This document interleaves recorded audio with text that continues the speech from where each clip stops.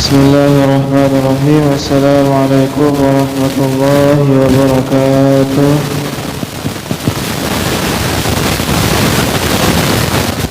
Alhamdulillah, wassalatu wassalamu ala rasulillah wa ala alihi wa sahbihi wa man walah.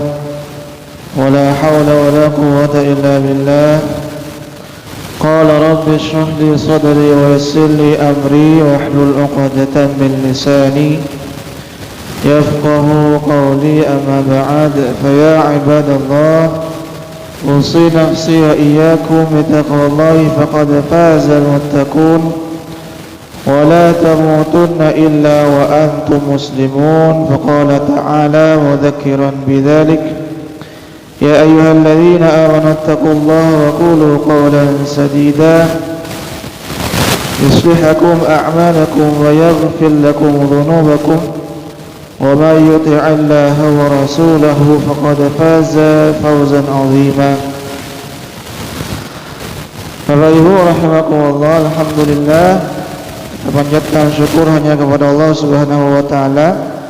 Masih diperjumpakan kembali dalam majlis ini, sedikit belajar ayat-ayat Allah Subhanahu wa ta'ala di dalam Al-Quranul Karim. Dan semoga kajian kita Bapak Ibu rahimakumullah dicatat amal ibadah berpahala di sisi Allah Subhanahu wa ta'ala. Amin. Pada kesempatan kali ini Bapak Ibu, kita masih di surah Ali Imran, surah ketiga ayat 142. Ali Imran 142. Kita bacakan ayatnya. A'udzubillahi minasyaitonirrajim. Bismillahirrahmanirrahim. Am hasibatum an tadkhulul jannata wa lamma ya'lamillahu alladhina jahadu minkum wa ya'lamas sabirin. Apakah kalian mengira bahwa kalian akan bisa masuk surga, sedangkan belum nyata, belum jelas di antara mereka siapa yang benar-benar berjihad di antara kalian? Wa ya'lamas sabirin, dan belum nyata juga siapakah di antara kalian yang termasuk orang-orang sabar.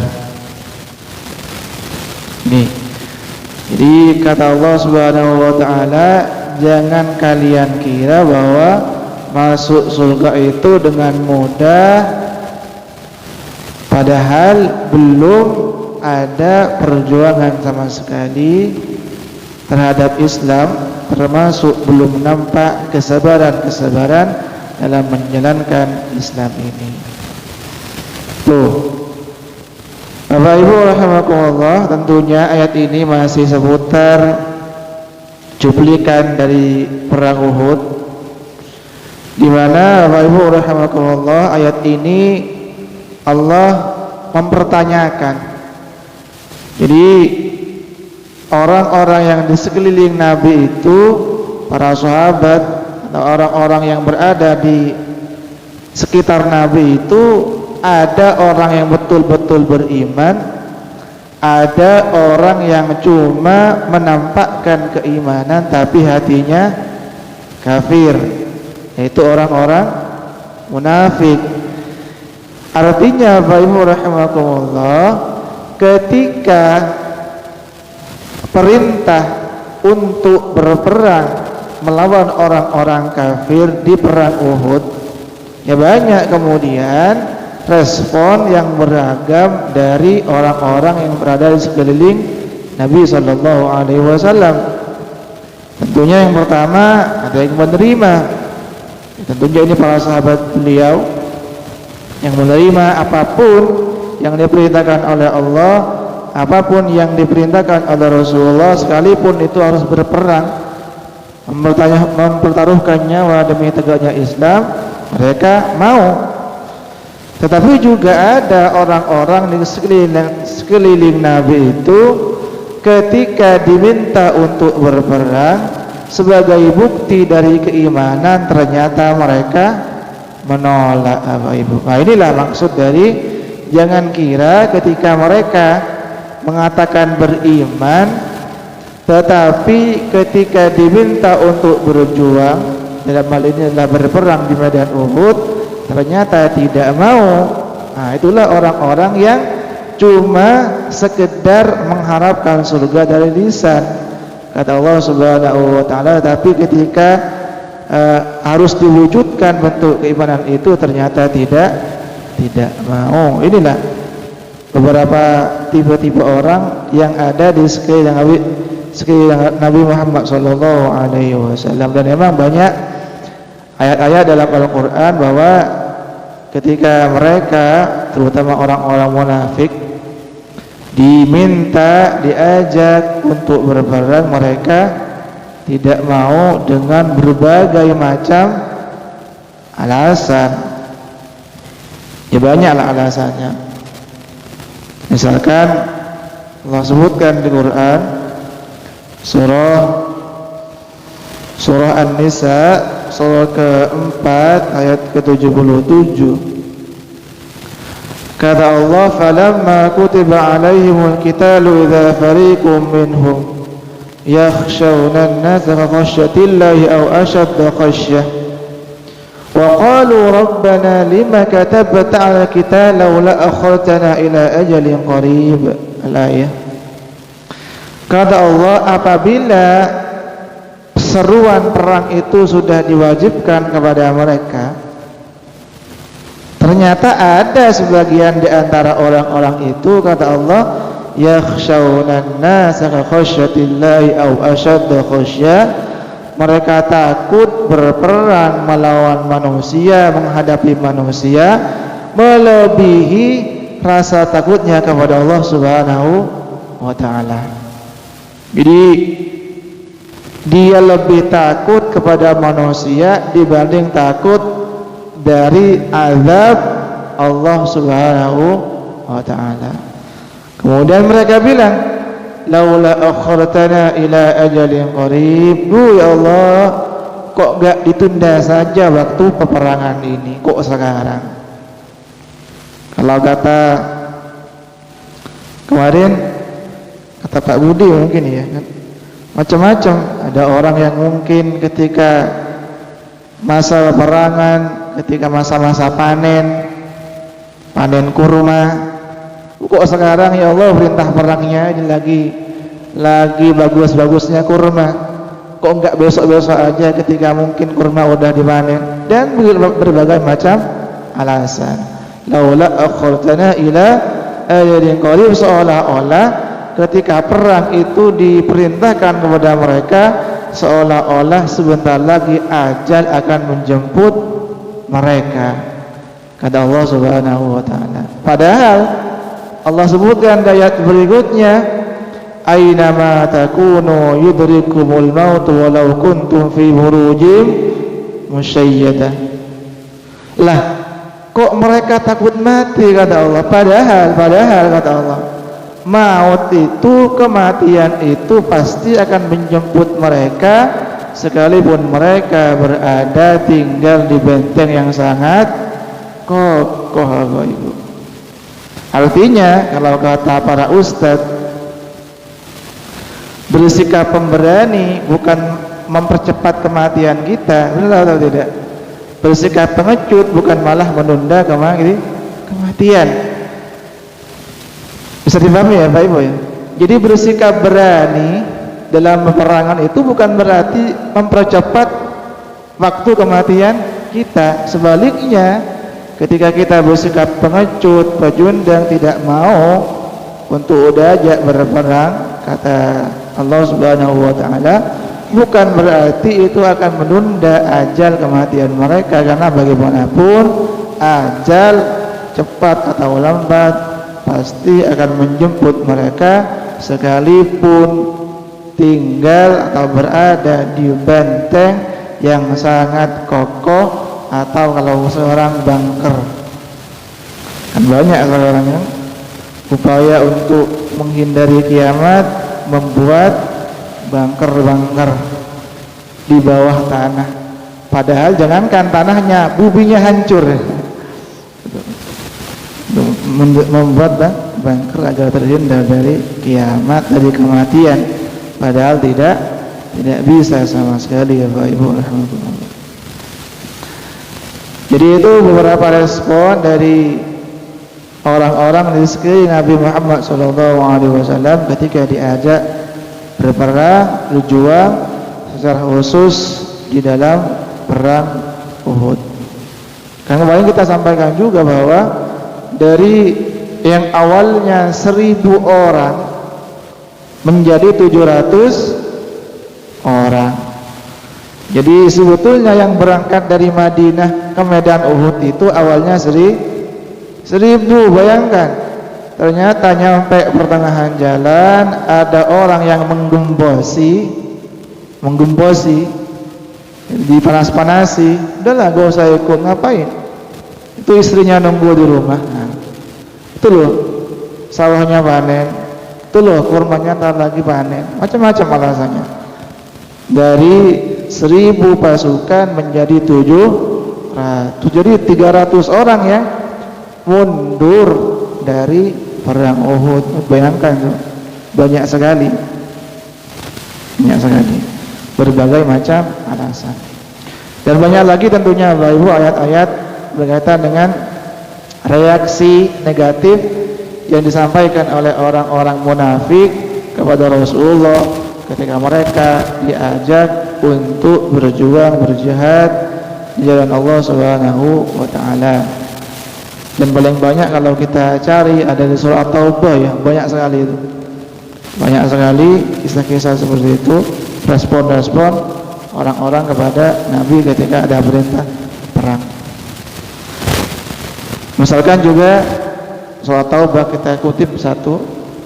Surah Taubah surah ke-9 ayat 86 kata Allah, "Wa idza unzilat suratun", apabila diturunkan sebuah surat yang di situ isinya perintah untuk berperang, istadzana kata Allah, "Wa idza unzilat suratun an aminu billah wa jahidu ma'a rasuli istadzanaka ulul qawli minhum wa qalu dzarna nakum ma'al qa'idin."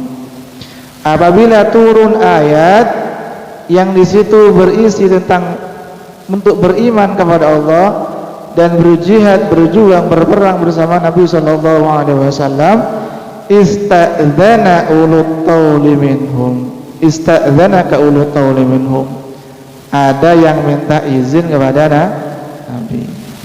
Ini halus. Kalau tadi kan ada yang terang-terangan, udahlah gak usah ikut.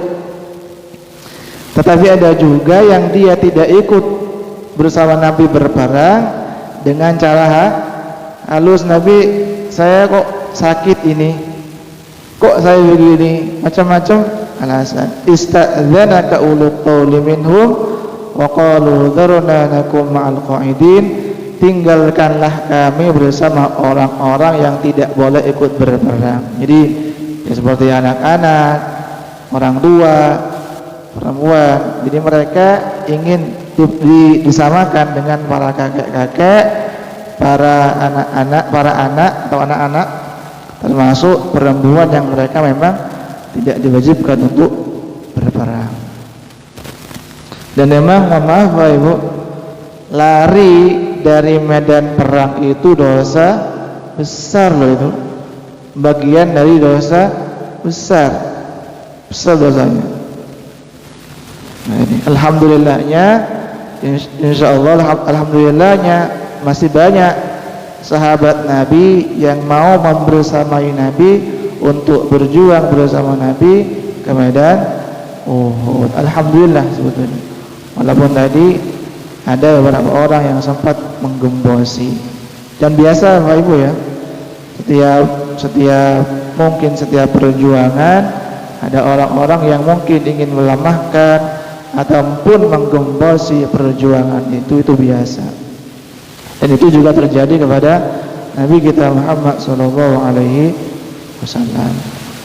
Seperti kemarin kita sampaikan, orang-orang munafik itu kata Allah bergabung ke dalam barisan kaum mukminin, kaum muslimin, mereka tidak akan menambah kekuatan. Yang mereka tambah hanya perpecahan saja. Illa qabala, kata Allah. Perpecahan doang.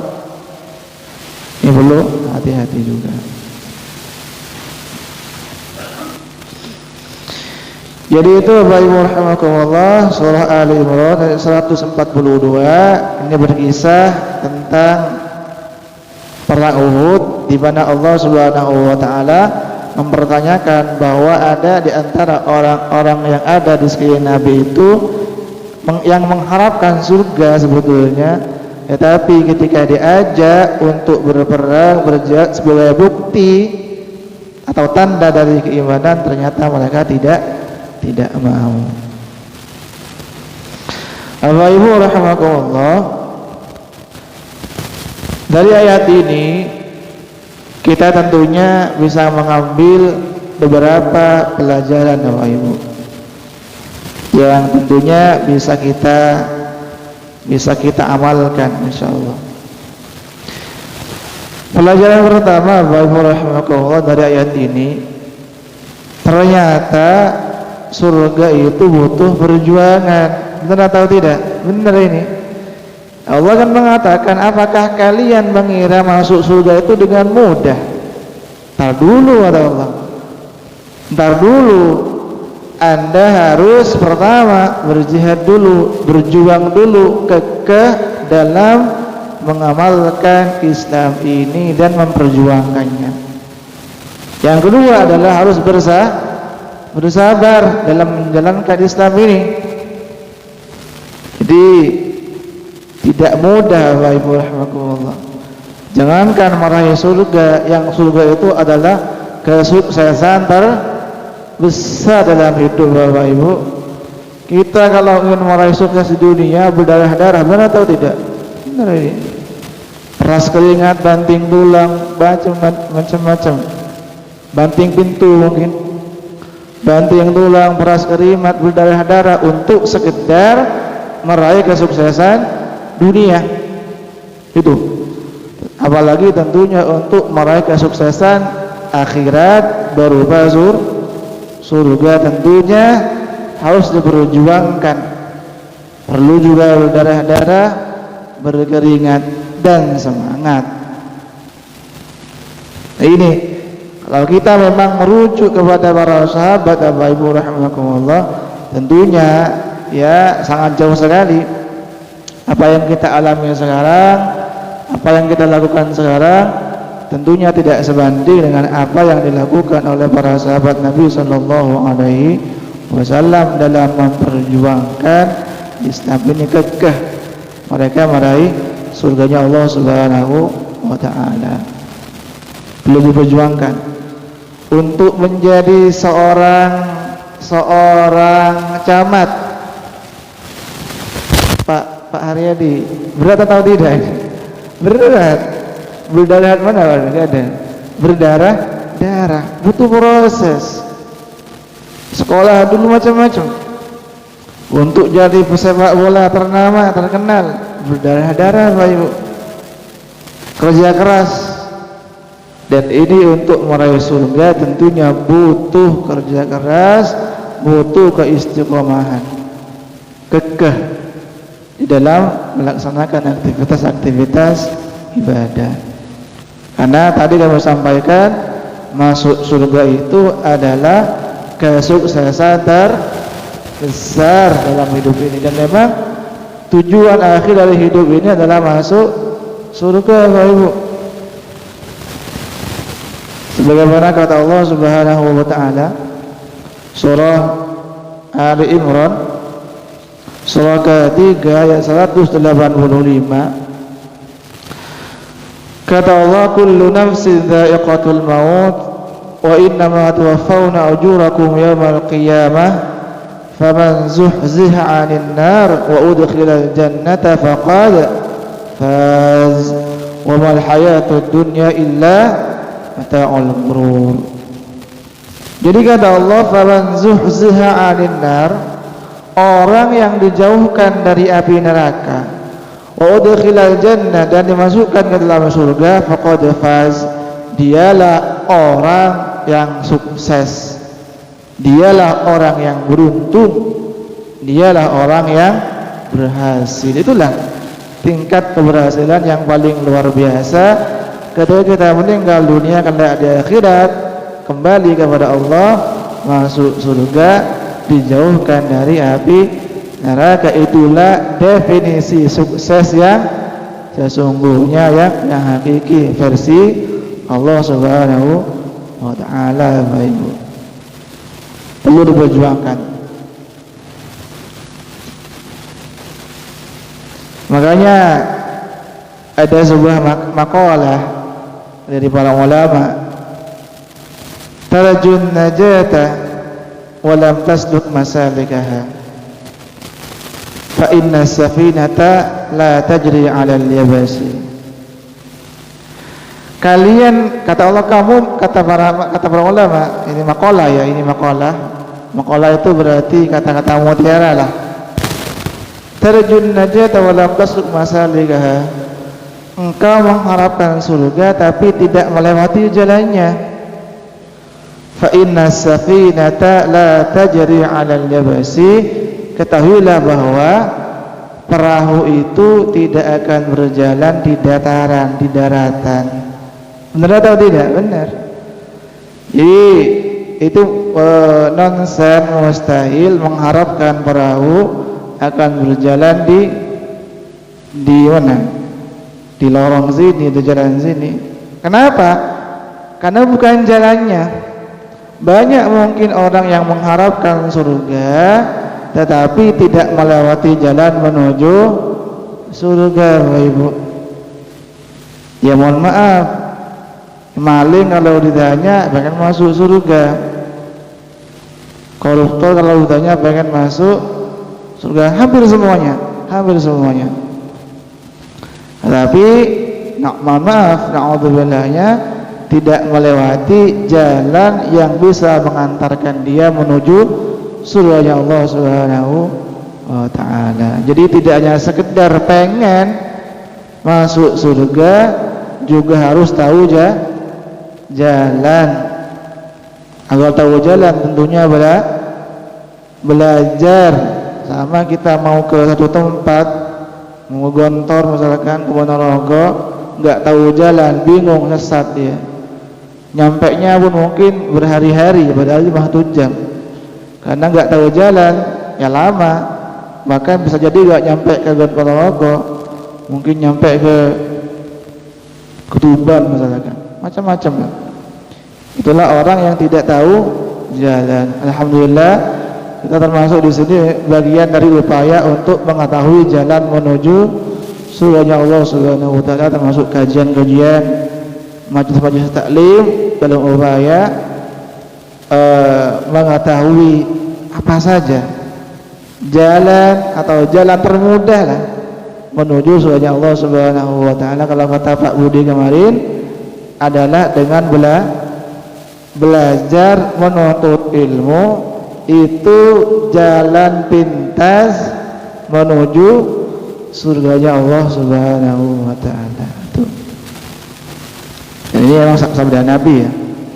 Barang siapa, kata Rasulullah, barang siapa yang menempuh suatu jalan untuk menuntut ilmu, sahalallahu lahu tariqan ilal jannah, Allah mudahkan jalan dia meraih surganya Allah Subhanahu wa ta'ala. Jadi itu yang pertama, bahwa surga itu tidak mudah, Bapak Ibu, tidak mudah, butuh perjuangan, butuh pengorbanan, karena bagaimanapun surga adalah tujuan kita, dan itu merupakan kesuksesan tertinggi dalam kehidupan kita ini ketika sudah wafat, meninggal dunia. Kemudian Bapak Ibu rahimakumullah, kata Allah, wa ya'lamus sabirin, jangan kalian mengharapkan surga kalau belum mampu untuk bersikap sabar. sabar. Sabar satu dalam hal apa? Sabar dalam melakukan ketaatan. Perlu kesabaran. Misalkan melakukan ibadah haji, butuh kesabaran dari Magetan nerbang ke Mekah, ke Madinah dan seterusnya. Itu butuh biaya, butuh fisik juga, itu butuh kesabaran. Artinya Bapak Ibu rahimakumullah, untuk melakukan ketaatan kepada Allah Subhanahu wa taala butuh kesabaran. Itu pertama. Sabar dalam ketaatan. Yang kedua, sabar dalam meninggalkan maksiat. Butuh kesabaran juga. Karena maksiat itu kan tanda kutip bagi kebanyakan orang adalah kenikmatan. Benar atau tidak? Benar, nikmat. Maksiat nikmat bagi sebagian orang, apalagi bagi orang yang sudah kecanduan. Bapak Ibu rahimakumullah, tidak mudah meninggalkan kemaksiatan, itu tidak mudah, itu butuh kesabaran. Makanya kita sering baca la haula wala quwwata illa billah. Tidak ada daya dan upaya dalam melakukan ketaatan, dalam meninggalkan kemaksiatan, illa billah, kecuali semua itu atas pertolongan Allah Subhanahu wa taala. Ditolong oleh Allah, diringankan langkahnya untuk ke masjid misalkan, dilembutkan hatinya untuk ikut pengajian misalkan, kemudian dibuat dia terhindar dari kemaksiatan dan dosa, itu tentunya atas pertolongan Allah Subhanahu wa taala. Yang ketiga, sabar ketika diuji oleh Allah Subhanahu wa taala. Diuji dengan kemelaratan, dengan kesusahan, dan tentunya ujian Allah itu banyak sekali dan beda-beda kepada tiap orang. Ujian orang itu tidak sama. Ada yang diuji dengan ini, ada yang diuji dengan itu, tidak sama. Dan Allah yang lebih tahu ujian apa nih yang layak diberikan kepada hambanya. Yang satu dengan yang lain ada beda. Dan ini biasa Bapak Ibu rahimakumullah, kita diuji oleh Allah Subhanahu wa taala sebagaimana umat-umat terdahulu juga diuji oleh Allah Subhanahu wa taala. Benar enggak keimanan mereka? Apakah hanya sebatas lisan? Makanya ayat yang sering dikutip oleh para ustadz, surah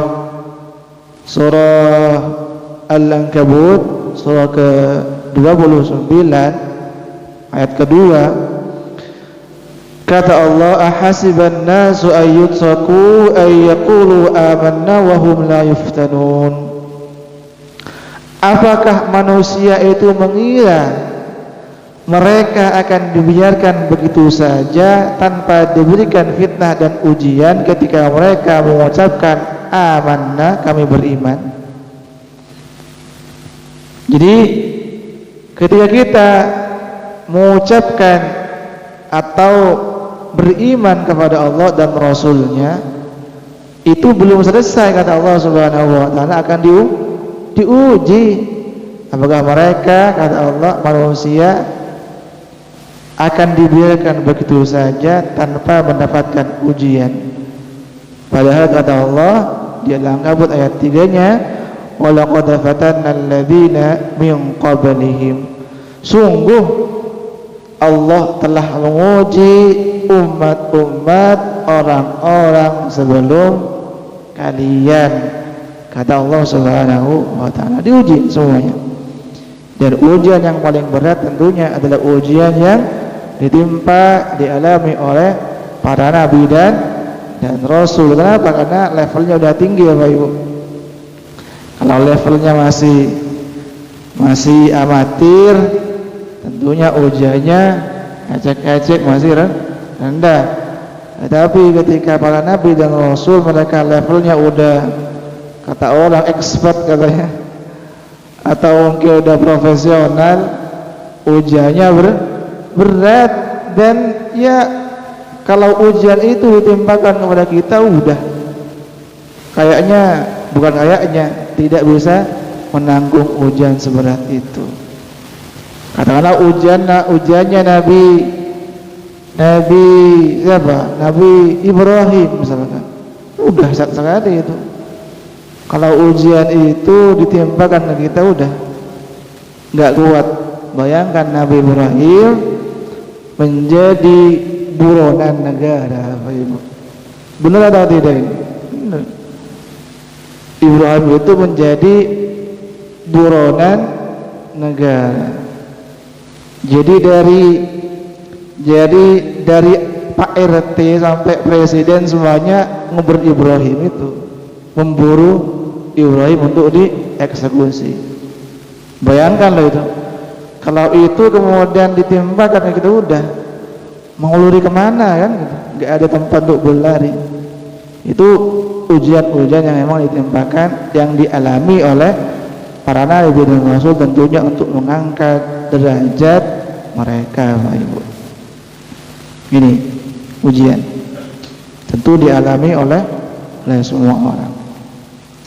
Adapun beberapa ujian atau cobaan yang ditimpakan oleh Allah Subhanahu wa taala, di antaranya disebutkan di Quran surah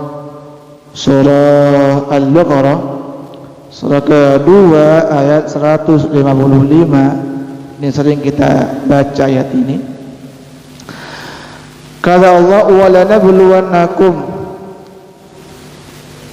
terus lanjutannya, bisyai'in minal khawfi wal ju'i wa naqsin minal amwali wal anfusi wath thamarat abashiris sabirin. Kata Allah, wala nabluwannakum, dah sekali ini la taukid ini namanya dalam bahasa Arab, la penekanan. Maka ada waw juga, wala wa pasti ya, wa ada la lagi, la ditambah dengan nakum, luan nakum tasdid, di penekanannya luar biasa. Dan kalau mau terjemah dalam bahasa Indonesia, dan sungguh kami benar-benar pasti akan menguji kalian dengan apa? Minal khauf, rasa takut, dan rasa takut. Wal ju', ada yang diuji dengan kelaparan, kemiskinan. Wa naqsin minal amwali wal anfus, kekurangan harta dan jiwa, kematian. Wal thamarat, dan buah-buahan atau hasil. Habashirus sabirin, dan berikanlah kabar gembira kepada orang-orang yang sabar ketika mereka diuji oleh Allah Subhanahu wa taala, diuji dengan ujian berupa kekurangan harta, diuji dengan ujian ada keluarganya yang meninggal dunia, diuji dengan rasa takut, mungkin dijajah, naudzubillah, oleh orang lain, ditakut-takuti, diintimidasi oleh orang lain, macam-macam ujiannya. Kemudian dia bersabar, sampaikan kabar gembira kepada orang-orang yang sabar. Siapa orang yang sabar itu? Kata Allah, alladzina idza asabathum musibah qalu inna lillahi wa inna ilaihi raji'un. Yaitu orang yang apabila ditimpa musibah, dia akan mengatakan inna lillahi wa inna ilaihi raji'un. Kita ini semuanya milik Allah dan kembalinya juga hanya kepada Allah Subhanahu wa ta'ala itu.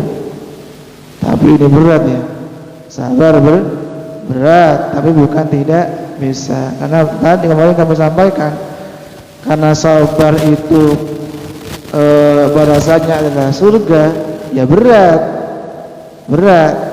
Seandainya sabar cuma hadiahnya payung cantik, ya mudah. Tapi karena balasannya surga, sabar itu sulit, tapi insya Allah bisa dan memohon kepada Allah Subhanahu wa taala agar diberikan kesabaran dalam melaksanakan aktivitas ibadah, meninggalkan kemaksiatan dan dosa, dan sabar ketika diuji, ditimpa musibah oleh Allah Subhanahu wa taala. Ibu, sabar. Tapi mohon maaf ya, sabar itu bukan berarti menyerah. Pak sering kami sampaikan, sabar itu bukan berarti nyerah atau pasrah. Sabar itu berjuang, Bapak Ibu. Sabar. Jadi ketika kita atau seorang misalkan diuji oleh Allah dengan penjajahan, penjajahan, dia harus bersabar. Sabar dalam artian memperjuangkan kemerdekaan. Sabar bukan berarti diam atau menyerah. Udahlah kita sabar aja, diem, nggak apa-apa diinjak-injak. Bukan itu sabar. Sabar adalah memperjuangkan kebenaran, itu sabar itu. Sabar adalah memperjuangkan hak-hak kita, itu sabar. Jangan malah disabar, jangan dikonotasikan sebagai tindakan pasrah atau menyerah. Justru sabar itu adalah kekeh, konsisten, istiqomah, memperjuangkan kebenaran, membalikkan keadaan yang susah menuju keadaan yang lebih baik. Itu sabar itu. Sabar. Jadi itu Bapak Ibu rahimakumullah, orang-orang yang memang diharapkan meraih surganya Allah Subhanahu wa taala. Sebetulnya ayat ini ya Bapak Ibu, surah Al-Imran ini ayat 142 hampir sama sebetulnya, hampir sama redaksinya dengan surah Al-Baqarah ayat 214.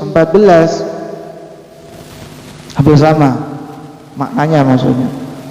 Kalau di surah Al-Baqarah itu ayat 214 Allah mengatakan, am hasibatum an tadkhulul jannata wa lamma ya'tikum mathalul ladzina khalu min qablikum massatuhumul ba'sa'u wad-dharra wa zulzilu hatta yaqula rasulu wal ladzina amanu ma'ahu mata nasrullah ala inna nasrallahi qarib. Apakah mereka, kata Allah, mengira akan mudah masuk surga padahal mereka belum teruji, dan orang-orang sebelum mereka, sebelum kalian itu sudah terbiasa ditimpa penderitaan, musibah dan macam-macam. Aduh. Dan kita mengharapkan tidak punya ujian, ya gak mungkin, mustahil itu, mustahil. Ya mati mungkin ya, baru dia udah gak ada ujian di dunia. Tapi ujiannya di dalam kubur itu repotnya ya. Kalau nggak selamat ya siksa. Alhamdulillah ya.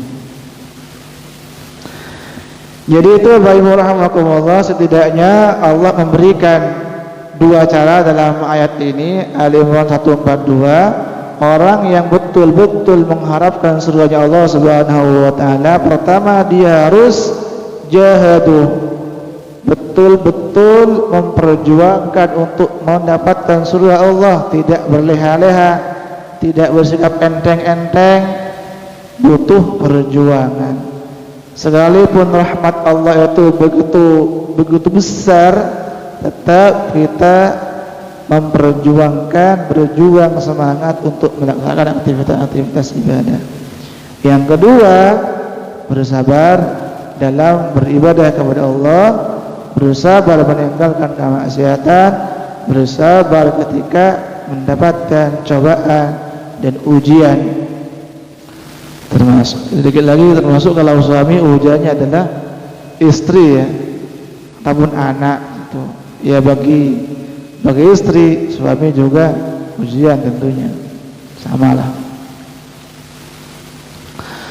Jadi itu mungkin Bapak Ibu rahimakumullah yang bisa disampaikan, semoga bermanfaat dan dicatat amal ibadah berpahala di sisi Allah Subhanahu wa taala.